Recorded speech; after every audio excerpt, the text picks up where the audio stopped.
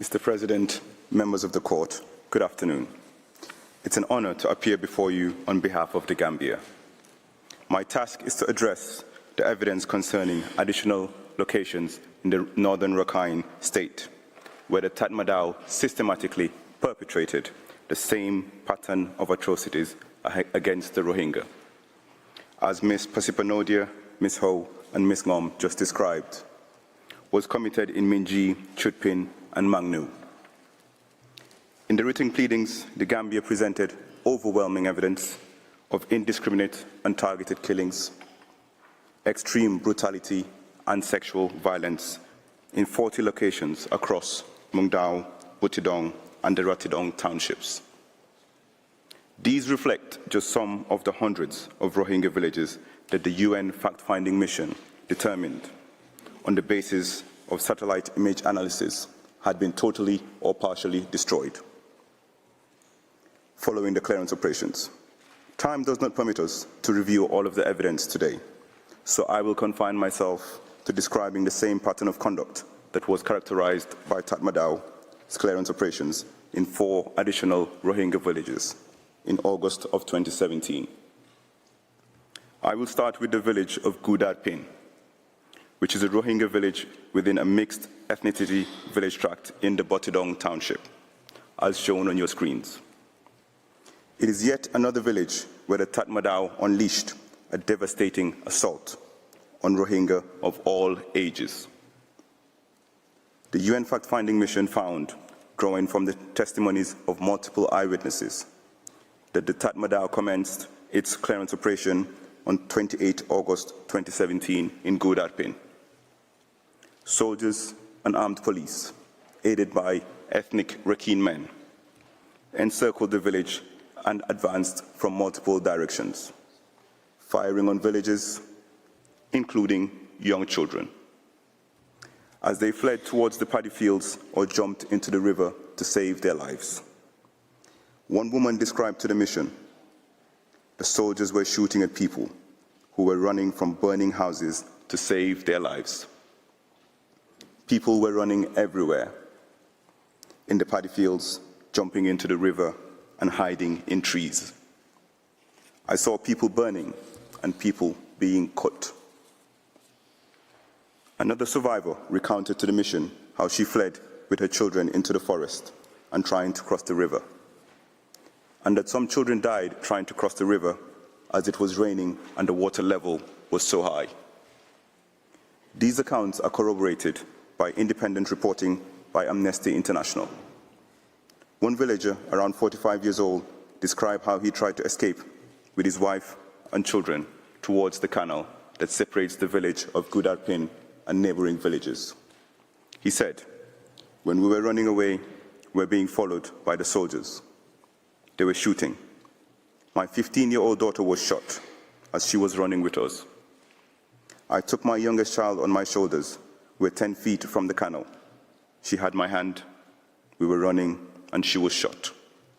She was hit by 2 bullets, one on her left side and one on her left shoulder."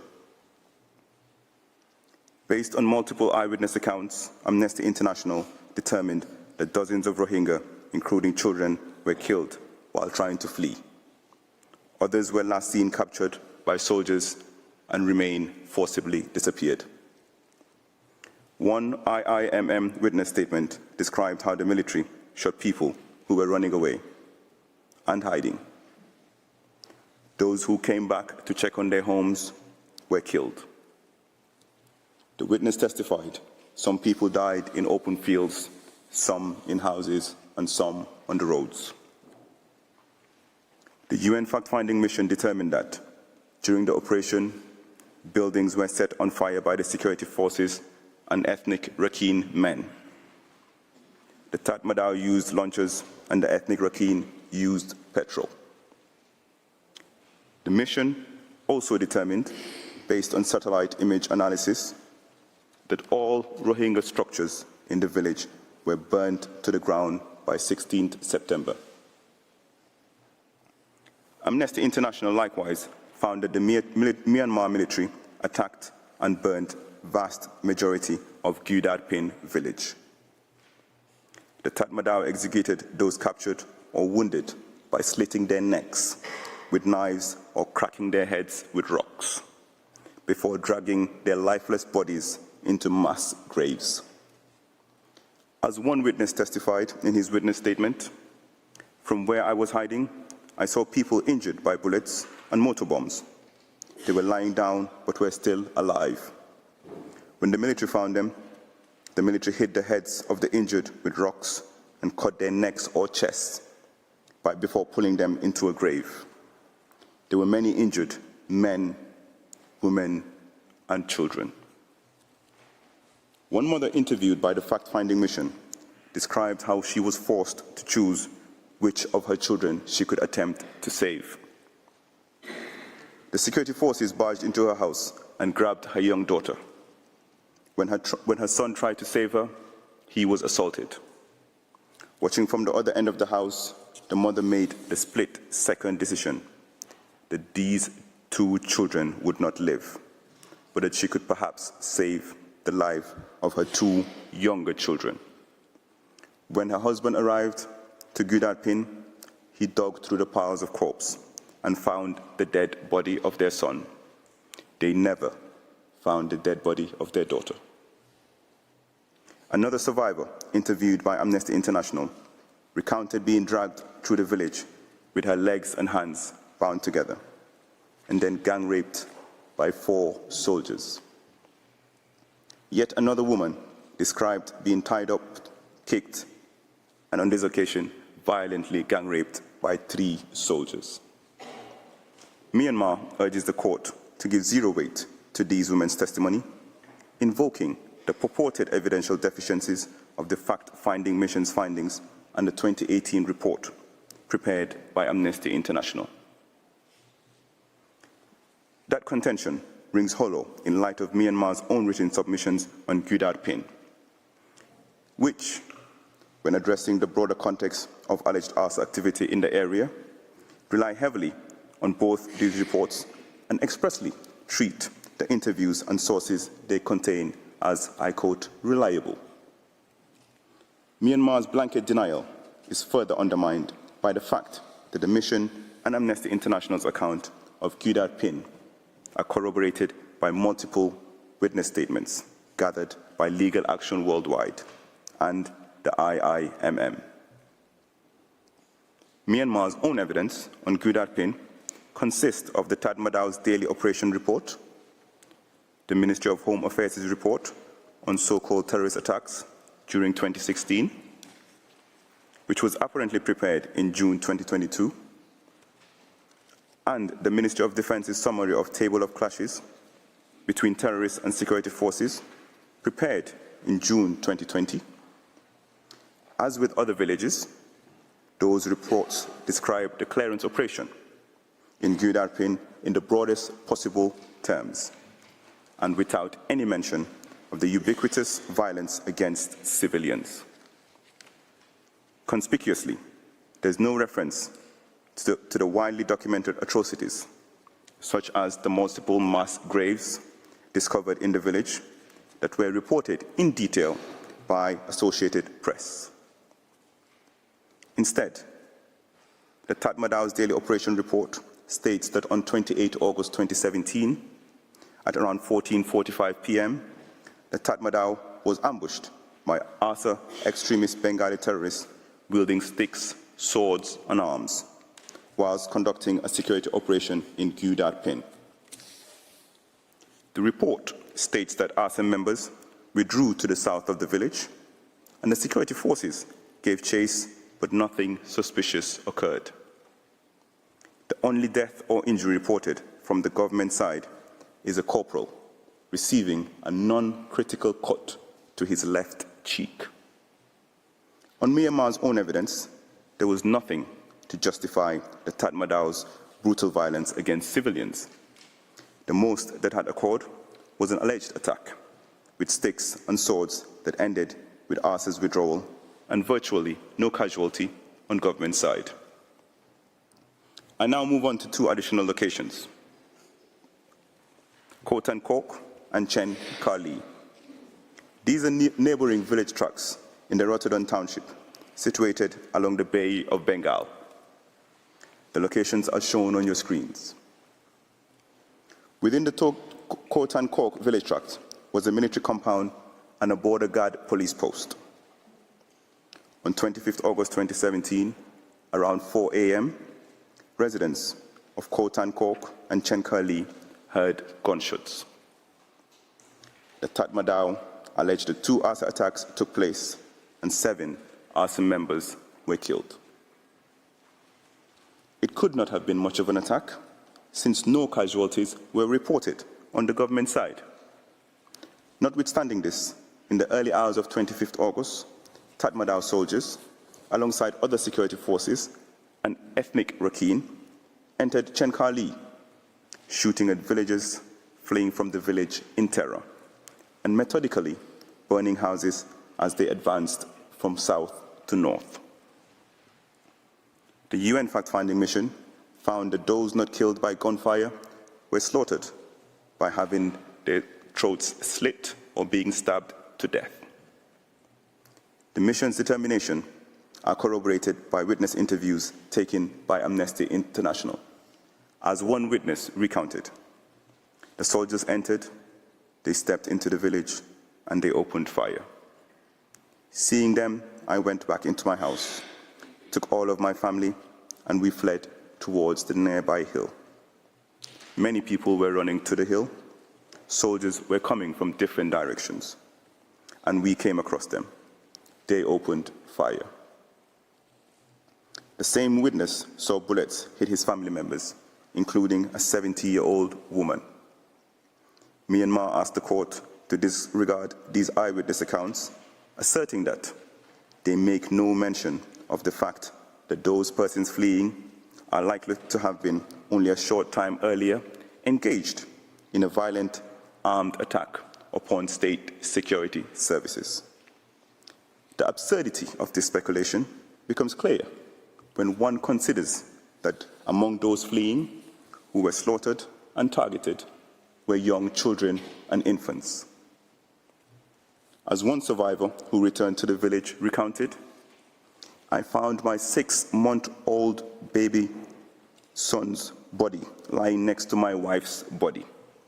She had been shot. My baby son was stabbed in the stomach, and his liver and intestine were coming out. When I took his small body into my lap, I was showered with his blood. On 28 August 2017, the Tatmadaw undertook another clearance operation in Khotan Kork, entering the village from both sides in the early hours of the morning. Soldiers opened fire at any sign of life, including the elderly and the disabled. Bullets were also fired from naval ships which were stationed just offshore. The brutality of Tatmadaw's violence in Khotan Kork mirrored that of Chenkali. Another account describes how soldiers caught her mother, tied her up to a tree, and set her alight after pouring petrol on her. Drawing on multiple interviews with survivors from Khotan Kork and Chenkali, Amnesty International determined that the clearance operation in the 2 villages followed a similar pattern of soldiers partially surrounding the village, opening fire as people fled, and with the help of vigilance, burning the villages as some people remained in their homes. The UN fact-finding mission additionally concluded, drawing from witness testimonies, that women were raped and killed in both villages. In Khotan Kork, one young girl who was raped was left naked and bleeding on the ground.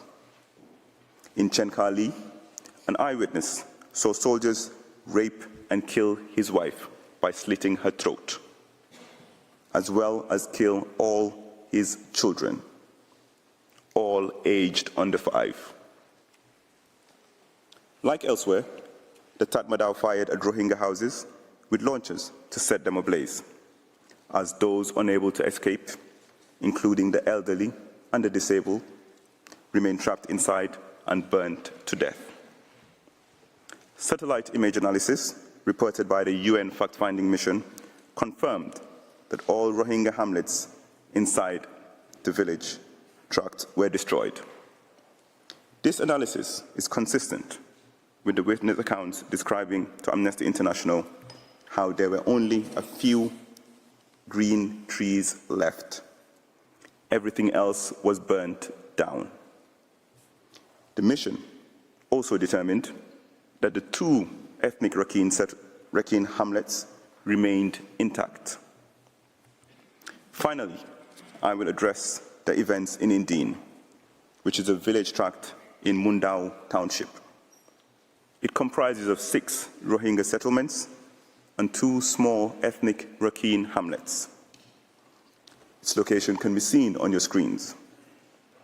Prior to August 2017, Indine's population was predominantly Rohingya. The UN fact-finding mission found that on 25th August 2017, the Tatmadaw launched a week-long clearance operation across Indine in a similar manner to neighboring villages. On the basis of multiple eyewitness accounts, the mission concluded that men, women, and children were killed and wounded. They were shot, they were stabbed or slashed with large knives and swords, including by persons in civilian clothes, believed to be ethnic Rakhine.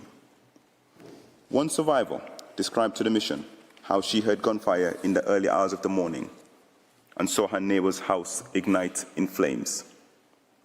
Bullets then entered her house and her 3-year-old son was killed. The same survivor witnessed the bodies of her uncle and her brother-in-law with slit throats. The fact-finding mission interviewed another woman in a Bangladesh hospital in September 2017, who recounted seeing soldiers setting houses on fire and shooting at people, including her elderly neighbor. Another survivor, a mother from Indine, recounted the unbearable ordeal of being forced to watch her daughter gang raped, with her legs tied to different doors before her throat was slit and the house set ablaze. The eyewitness accounts in the fact-finding mission report are consistent with those provided in witness interviews conducted by Amnesty International and witness accounts compiled by Legal Action Worldwide. Survivors describe how the Tatmadaw led the assault, entering the village and firing at anyone in sight. The security forces slashed men, women, and children with large knives and swords and torched houses with people inside. One witness described how the Tatmadaw spared no one, including her husband, who was unable to walk. She said, "It was chaos when the military surrounded the houses. My husband was a bit physically disabled. One of my sons had fled, but came back and asked him, 'Can I carry you?' That was when soldiers came. They took both of them and shot and killed them. They died right by us."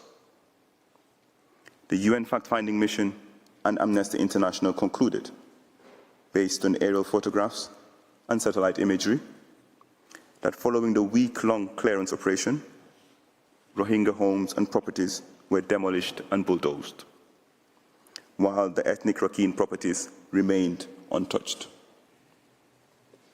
Myanmar concedes there were no ASA attacks in Indine on 25th August 2017, when the clearance operation began. It instead tries to justify the operation by referencing ASA attacks on border guard police posts in neighboring village tract of Tin Bao Kwe and Ta Win Chong. According to the Ministry of Defence's table of clashes, the 25th August incidents at Tin Bao Kwe and Ta Wing Chong, each lasting an hour or less, resulted in no government casualties. Those incidents could not possibly form the catalyst, much less the justification, for the systematic killing of the Rohingya civilians at Indine. After its general assault on the village, the Tatmadaw summarily executed 10 men and boys, including 2 high school students, as authoritatively documented by Reuters. In tab 4 of the judge's folder is a photo of these men in Tatmadaw custody with their wrists tied behind their backs. A subsequent photo from Reuters, which I must respectfully warn, includes graphic content that may be difficult to view, captures the moments immediately after those men were executed, and is also included in tab 4 of the judge's folder. Myanmar has acknowledged these extrajudicial killings, but seeks to minimize their significance, claiming they were acts of retribution for the disappearance and suspected murder of an ethnic Rakhine man the week before. It admits that soldiers permitted the man's son to violently assault them with swords before the firing squad killed them. That narrative does not exonerate. It condemns.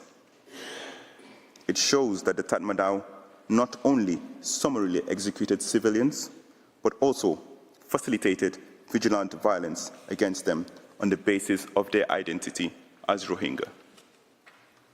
In sum, Myanmar claims that what occurred in these locations were counter-terrorism operations necessitated by and responsive to lethal attacks by ARSA. The evidence proves otherwise. The assault on Rohingya civilians in each of these villages reflect the same organized, targeted campaign of extremely brutal killings of Rohingya civilians, men, women, and children, and sexual violence against women and girls carried out across the 3 townships in the northern Rakhine state. Mr. President, members of the court, we thank you for your kind attention throughout this afternoon's sitting. This concludes the Gambia's presentation for today. Mr. President,